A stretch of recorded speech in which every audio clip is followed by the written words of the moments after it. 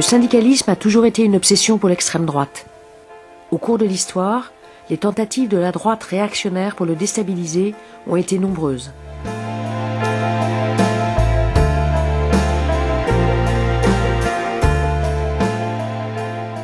Historiquement, l'extrême droite fait preuve d'un violent antisyndicalisme.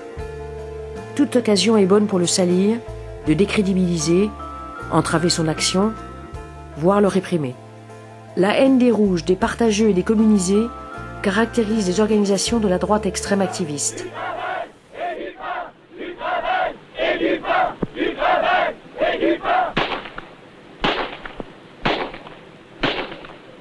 Ignote cette orangeade, elle est chaude. Mais monsieur! Oh, j'en ai trouvé une! Grandiose, une vraie casquette de salopard. Bravo, Gontran, c'est inouï. Oh, étonnant. Ah, ce Gontran, il descend son salopard à chaque coup. Oh, il passera sûrement chef de section.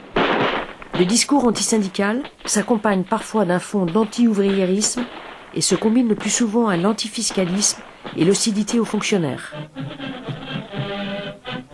Pour autant, les crises systémiques qui secouent régulièrement le monde capitaliste créent des situations inédites et complexes, génératrices de désarroi et de frustration sociale, que les partis d'extrême droite tentent d'exploiter en occupant le terrain social et syndical.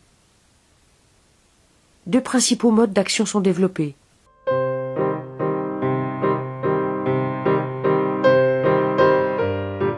Régulièrement dans l'histoire, l'extrême droite et le patronat ont tenté de mettre en place ce syndicalisme inféodé. En 1899, naît à Montceau-les-Mines le syndicalisme jaune. L'organisation qui entend concurrencer la CGT fondée en 1895 est soutenue par le patronat et une partie de l'Église. En 1902, il prendra comme devise « Patrie, famille, travail ».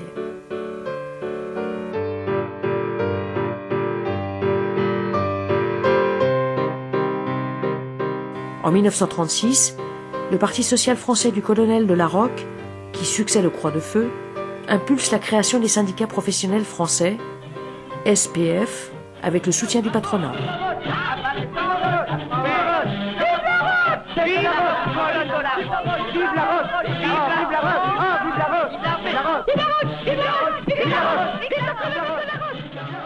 Dans les années 1960-1970, le syndicalisme dit indépendant de la Confédération française du travail se déploie principalement dans les chaînes de production des usines automobiles. Le patronat est à la manœuvre et ne répugne pas pour les besoins de ses basses besognes à s'offrir les services de nervis contre les militants de la CGT. Plus récemment, au milieu des années 1990, le Front National essaye, lui aussi, de s'implanter dans les professions jugées réceptives à ces thèmes sécuritaires et anti-immigrés. Police, administration pénitentiaire et transport public. Une aventure de courte durée, puisque des recours judiciaires conduits par la CGT et la CFDT mettront fin à ces tentatives.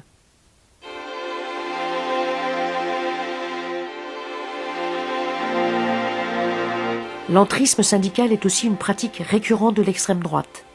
Cette stratégie émerge surtout après 1945 et réside dans la volonté d'infiltrer des organisations syndicales soi-disant indépendantes ou apolitiques.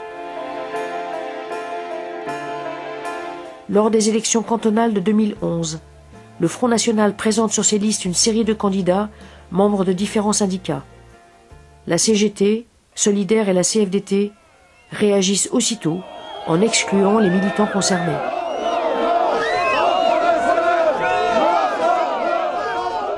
On s'est réunis, on s'est revus ici à très nombreux pour dire on ne veut pas de Front National à l'intérieur de la CGT.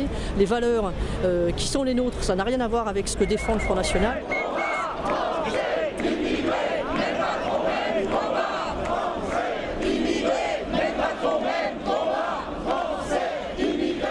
L'histoire est jalonnée de grands moments où le syndicalisme a su se dresser dans l'unité contre l'extrême droite.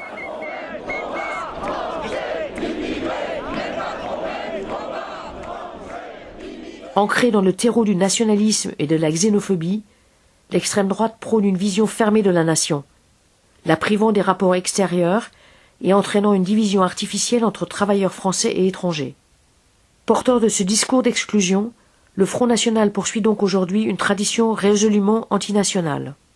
De son côté, Le syndicalisme salarié se réclame de manière générale de la solidarité entre travailleurs de toute origine, d'une vision du monde structurée par le clivage de classe et non par celui des frontières nationales.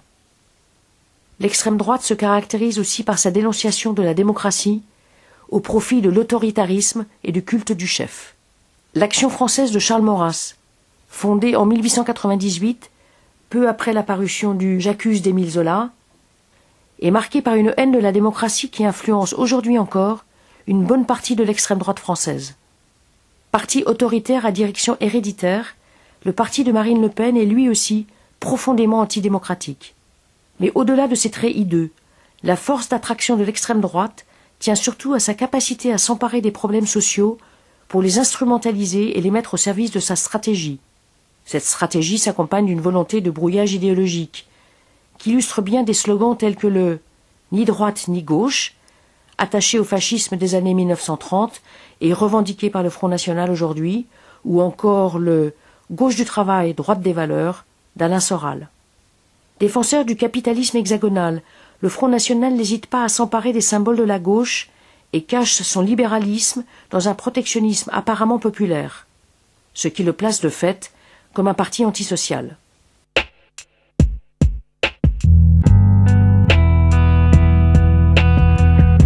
Le mouvement ouvrier n'est pas naturellement immunisé contre le fascisme. La force d'attraction de l'idéologie d'extrême droite a par moments pu l'atteindre. Dans les années 1930, par exemple, à la CGT, le courant syndicat de René Belin, futur ministre du Travail de Pétain, promeut une entente avec les idées et les hommes bruns qui aboutit sous Vichy à la collaboration avec le Troisième Reich. Mais le syndicalisme de lutte a surtout montré une formidable capacité à réagir dans les moments graves de l'histoire. En février 1934, les émeutes des ligues d'extrême droite provoquent un sursaut républicain. Face au danger, le mouvement ouvrier resserre ses rangs. Mais ils avaient compté sans les travailleurs. Le 9, à l'appel de la CGTU et du Parti communiste, la classe ouvrière unie tient le pavé de Paris toute la nuit. Et le 12, c'est la grève générale. Les cortèges de la CGT et de la CGTU se rencontrent. Ce mélange ne forme plus qu'un seul grand cortège. Nous avions retrouvé l'Union des travailleurs sapée 13 ans plus tôt. Grâce à elle, en février 1934, nous avons barré la route au fascisme. En 1935, la SFIO, le PCF et les radicaux réalisent une alliance électorale et créent le Rassemblement populaire qui conduira à la victoire électorale du Front populaire. Les ligues d'extrême droite sont dissoutes par le gouvernement Blum. En 1936, la CGT et la CGTU, séparées depuis 1922, se réunifient et les grèves et les occupations d'usines de mai 1936 permettent la conquête de nouveaux droits. Le 18 juillet 1936, éclate la guerre civile espagnole. Ce conflit divise le Rassemblement populaire. Solidaire de la République espagnole, la CGT s'oppose dans sa très grande majorité à la politique de non-intervention du gouvernement français. En juin 1940, l'extrême droite est au pouvoir en France et dans l'ensemble de l'Europe. De nombreux syndicalistes français et étrangers prennent part à la lutte contre l'occupant nazi et les collaborateurs. En 1943, la CGT et la CFTC participent au Conseil national de la résistance et à la rédaction de son célèbre programme « Les jours heureux ». La guerre terminée, l'extrême droite est totalement discréditée. Il faut attendre le début des guerres coloniales pour qu'elle relève la tête. En 1959, avec l'adoption du principe de l'autodétermination pour l'Algérie, l'extrême droite sort de l'ombre. L'OAS sème la terreur des deux côtés de la Méditerranée. Le 8 février 1962 à Paris, au métro Charonne, une manifestation pour faire échec au fascisme et instaurer la paix en Algérie est durement réprimée par la police, dirigée alors par Maurice Papon. Il y aura 9 morts, tous étaient syndiqués à la CGT. Constitué en 1972, le Front national de Jean-Marie Le Pen, d'abord marginal, perce en 1984 aux élections européennes grâce à un discours démagogique et anti-immigré. La résistance syndicale s'organise surtout à partir du milieu des années 1990, alors que le Front national opère une première offensive sociale.